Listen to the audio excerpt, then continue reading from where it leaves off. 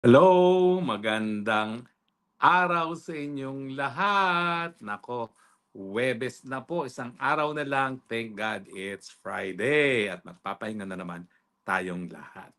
Well, napansin ko po, nung tayo po ay nag-Spokes Hour tungkol doon sa po pwedeng paglusaw ng ICC na dahilan para mapalaya si Tatay Digong, abay, ang daming interested, no?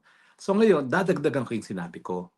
Ano ba yung legal na basihan para sa Rusya na kinonvict nila yung prosecutor at saka yung mga judges ng ICC at sinentensyahan at anong po pwedeng gawin ng Russia para mapatupad ito at anong epekto nito kay Tatay Digong.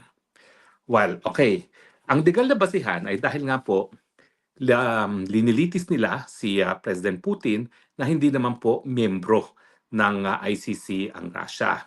Hindi po gaya ng Pilipinas na naging miyembro ang Pilipinas at bumitiw, ang Russia po sa mulat mula, gaya ng Amerika at gaya ng China, hindi po sila sumapi ever sa ICC. Ngayon, kaya nga po nakapagtataka kasi ang jurisdiction naman ng hukuman ay sakop lamang yung mga bansa na miyembro ng ICC at nakapagtataka kung ano naging legal na basihan ng Russia, no? Well, ang sinasabi po nila, siguro ito yung mga bagay-bagay na nangyari sa Ukraine at kailan lang po naman sumapi ang Ukraine, no, sa ICC.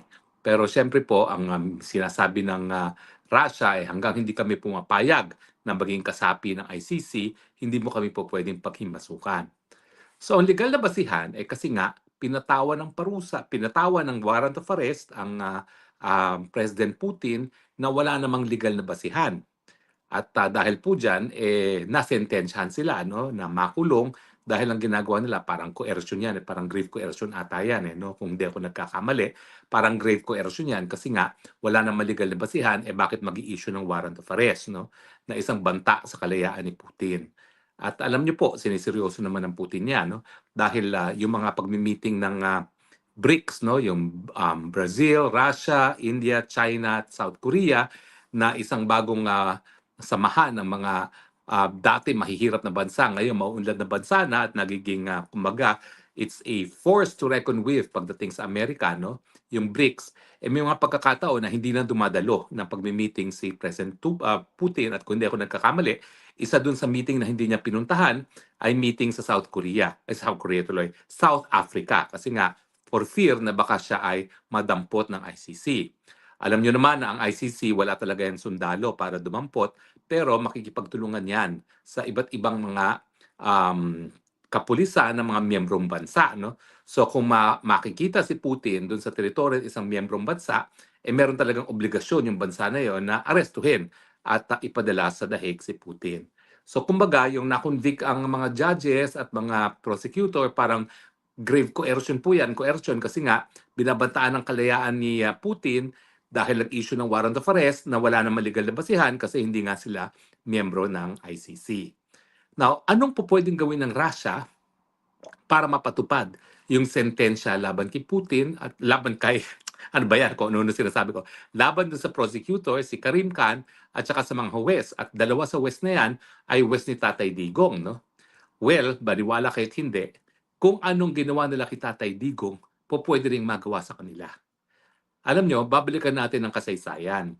Yung pag-aaresto sa isang tao sa isang teritoryo na hindi naman teritoryo ng hukuman na nag-issue ng warrant of arrest, Amerikano rin nagpasimula niyan. At ang kanilang sinasabi ay yung mga panahon na maaga pa ho yan, mga 1800s po yan, no? Meron isang wanted na sa isang Latin America at pinapunta nila isang sheriff doon, inaresto at sapilitang binalik sa Amerika. Ang naging sabi ng Korte Suprema ng Amerika ay hindi importante kung paano nakuha yung tao para magkaroon ng jurisdiction ng hukuman. Ang importante ay bigyan siya ng mga karapatan ng isang akusado sa isang patas na paglilitis. Now, ganyan din po ang naging argumento pagdating doon sa Eichmann. Yung Eichmann naman, talagang siya yung, kumbaga, author of the final solution sa problema ng Hudyo nung panahon ni Hitler. At ang solution nga na sinabi nitong si Eichmann ay patayin ang mga Hudyo. Matapos ang pangalawang pandaigdigang digmaan, tumakas siya, tumira sa Argentina. Nalaman ng mga ahente ng Israel, ang ginawa nila, nagpadala sila ng Mossad binantayan nila itong pinaghinilaan na si Eichmann at nung nakumpirma na si Eichmann nga yan, dinroga, ininjeksyohan ng droga, ilinagay sa isang pribadong eroplano at dinala sa Israel. Sounds familiar, no? Parang si Tatay Digong na isinakay sa private plane. At pagdating ng Israel, ang sabi ni Eichmann, hindi nyo ako pwedeng litisin dahil ang pamamaraan na nakuha nyo ang aking pagkatao illegal. So, dapat yan, itigil ang paglilitis. Pero ang sabi ng Korte Suprema, huwag niyong kakalimutan, ito naman laban sa Nazi regime, no? Ang sabi ng Korte Suprema ng Israel, nako, baliwala yan. Hindi importante kung paano ka nakuha. Importante, mabigyan ka ng patas na paglilitis. So, ganyan po ang nangyari kay Tatay Digong. Bagamat malinaw na si Tatay Digong ay kinidnap ng mga bangag na administrasyon ni Marcos at sa pilitang idinala sa dahig dahil wala pa ngang mandamiento de aresto nung panahon na nakuha si Tatay Digong. At gaya ng sinabi ko sa isang post, ngayon ko pong nalaman sa aking informante na madaling araw ng 11 nang kinuha nila ang ICC arrest warrant. Bakit? Kasi kung kukunin nila mas maaga yan, malalaman ni Tatay Digong at magkakaroon ng remedyo sa Korte Suprema. At ako naman po, sasabihin ko sa inyo, handa na sana kami sa isang petisyon kapag nga inaresto si Tatay Digong. Kaya lang, hindi namin akalain naman talaga na didiretso na nila sa dahig si Tatay Digong. Ang buong akala ko, iaharap pa sa lokal na hukuman. Dahil yan naman po nakasaad nga sa Article 54 ng ICC. Pero hindi na nga po sinunod pati ang Rome Statute at diniretso ng kinidnap si Tatay Digong. So malino po talaga, kidnapping ang nangyari kay Tatay Digong at ngayon hindi nagiging issue yan. Kasi nga po ang sinasandalan ng ICC, baliwala kung paano nakuha ang pagkatao ng akusado, basta importante mabigyan ng patas sa paglilitis. Ngayon, puntahan natin itong kaso ng ICC prosecutor, si Karim Khan at mga judges. Ang problema, sila po'y nasentensyahan na, in absentia. So, pwede naman sila magreklamo na mayroong violation of due process rights, no? Dahil hindi sila nabigyan ng pagkakataon na marinig. Pero pwede bang gumalaw ang Russia para ipatupad yung sentensya sa kanila?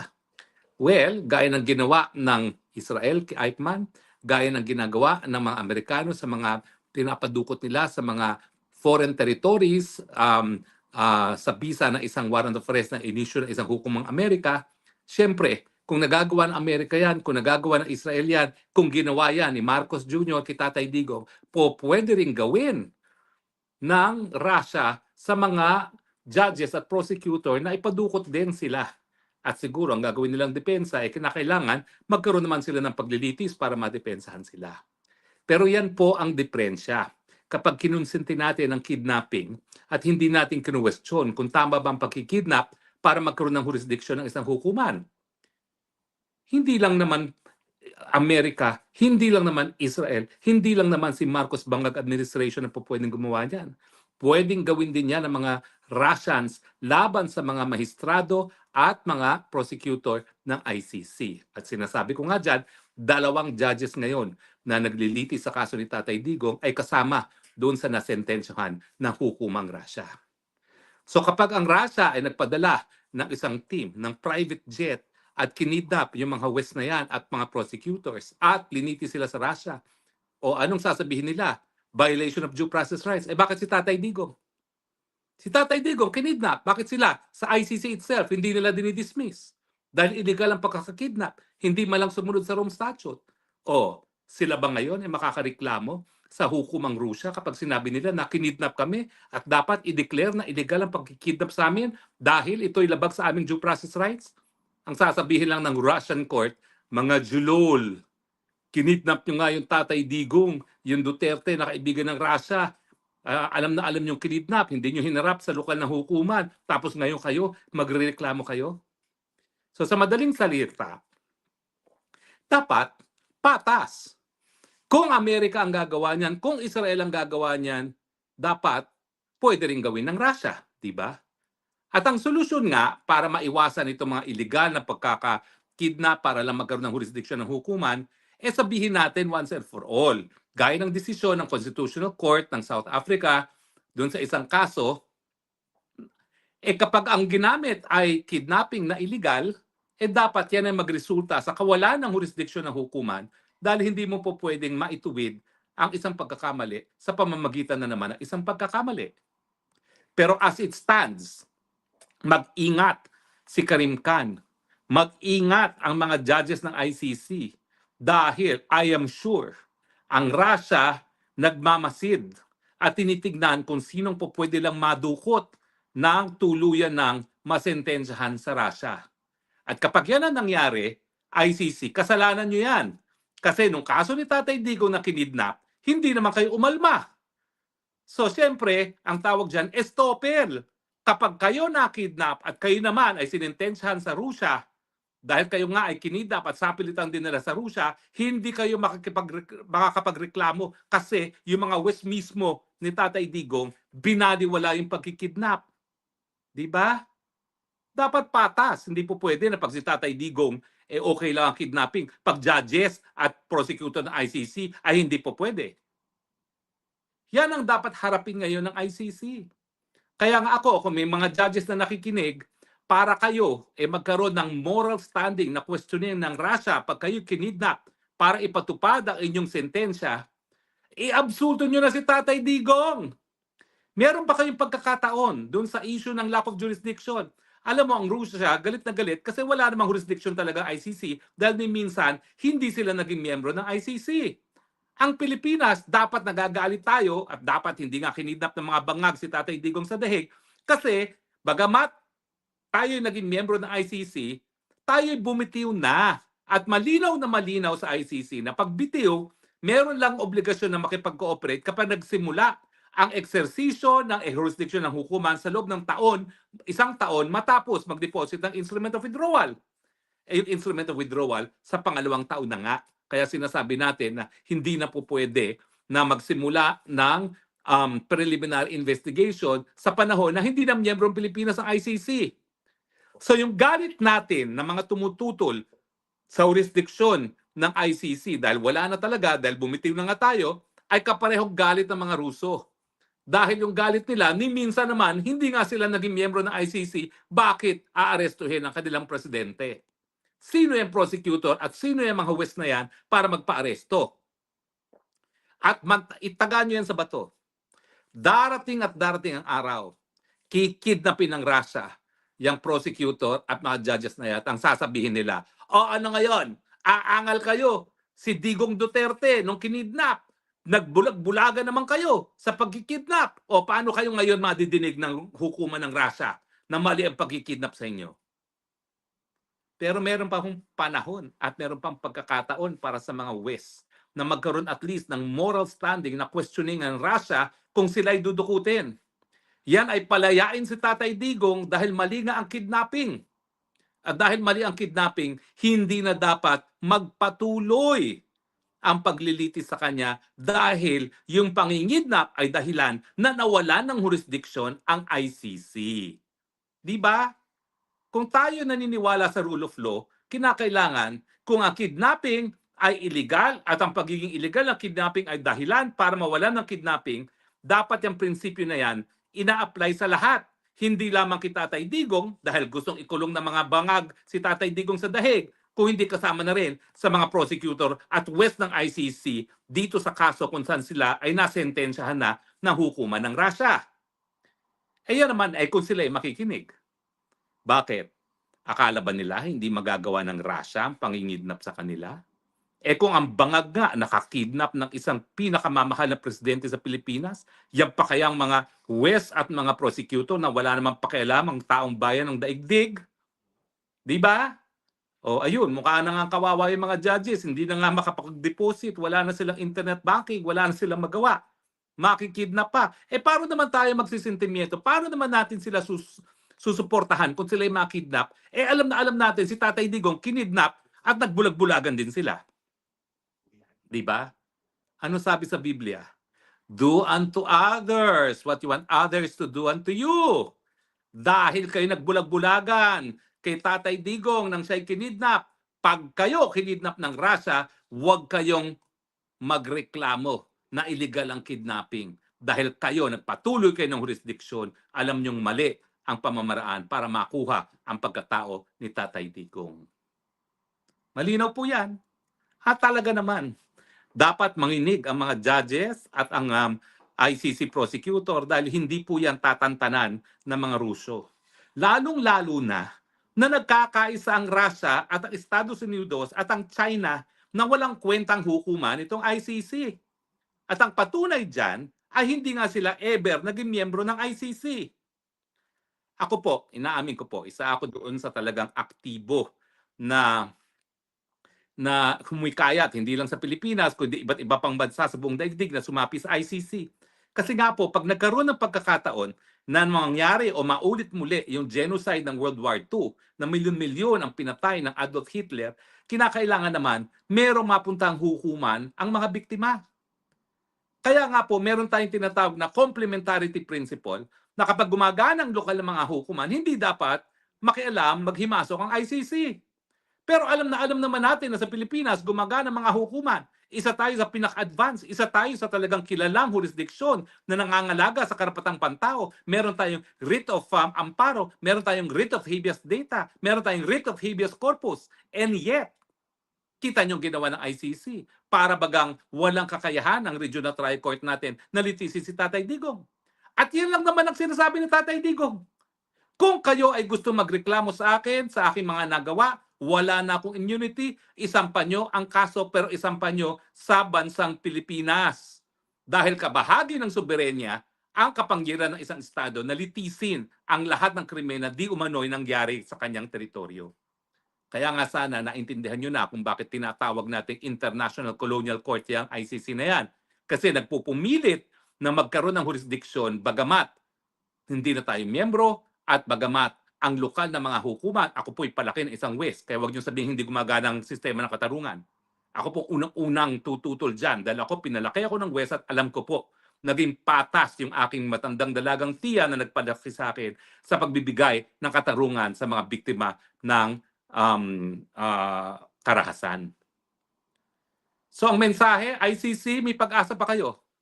Bago kayo makidnap para mapatupad ang sentensya sa inyo na pinataw na isang hukuman sa ng Ruso, palayain nyo na si Tatay Digong dahil mali ang pamamaraan ng pagkakakuha sa kanyang pagkatao dahil yan ay sa pamamagitan ng kidnapping. At kapag hindi kayo gumalaw ngayon, huwag kayong magrereklamo dahil ako sigurado gagawin ng Ruso yan. Mangingidnap yan para makatikim kayo ng sarili ninyong, ano tawag yan? A taste of your own medicine. Matikman nyo rin kung ganong kapait yung ginawa nyo kay Tatay Digong na nagpupursige kayo ng jurisdiction maski illegal ang pamamaraan ng pagkuha ng kanyang pagkatao.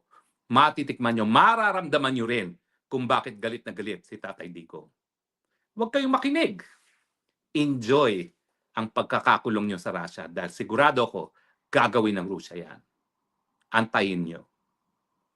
Kayo namang mga kababayang Pilipino, ha? Ano ba? Ang tagal-tagal nang nakaupo pa dyan ang mga bangag. Pinakulong, pinakidnap, pinakulong sa dahig ang pinakamamahal nating presidente, and yet, kayo, nananahimik pa rin. And 2 beses na naman tayo napatalsik na nakaupong presidente, kabahagi ng ating kasaligang batas. Yan ay kinikilala na karapatan ng taong bayan. Yan ay pagkakilala sa people power, and yet kayo, nagbubulag-bulagan pa rin at hinahayaan ang isang bangag na nakaupo dyan. Habang nakaupo bilang presidente ay bangag, huwag na kayong umasa sa kahit anong solusyon. Talagang magugutom tayo dahil ang mga bangag walang solusyon. Sila ang problema. At huwag kayong magpadala doon sa sinasabi nila na wala daw pruweba ng bangag siya. Sarili ng kapatid na nagsalita. Tama na yung debating yan. Hindi na dinidebate yan. Tanggap na natin ang katotohanan ng bangag siya. Ang tanong, bakit nananatili pa sa pwesto? Kung anong kahirapan na pinagdadaanan ngayon ng Pilipinas, tayo na ang may kasalanan dyan. Dahil pumapayag tayo na manatili sa pwesto ang mga bangag. So akin, ang aking panghuling salita, yun nga po, the golden rule. ICC, kung ayaw nyo kayo makidnap para mapatawan ng parusa ng Russia, well, wag kayong papayag na yung mga taong nakakulong ngayon sa dahig kasama na si Tatay Digong na kinidnap ng mga bangag at dinala sa Hague ay manatili sa kulungan. Dahil nga po, ang kidnapping ay mali at ang kahit sinong hukuman na nakakuha ng jurisdiksyon sa pagkatao ng isang partido sa pamamagitan ng kidnapping ay hindi dapat magpatuloy ng kanyang jurisdiction. E yan naman ay kung talagang gusto ng mga ICC judges at ng prosecutor na suportahan ng buong mundo kapag sila ay kinidnap ng Russia. Suwestiyon ko lang naman sa inyo yan. Nasa sa inyo yan. Maraming salamat po sa inyong patuloy na pagtangkilik, ha? Ito po inyong Spokes ng Bayan nagsasabi, I love you, Philippines. You're the only country that I have. You're the only country that I love.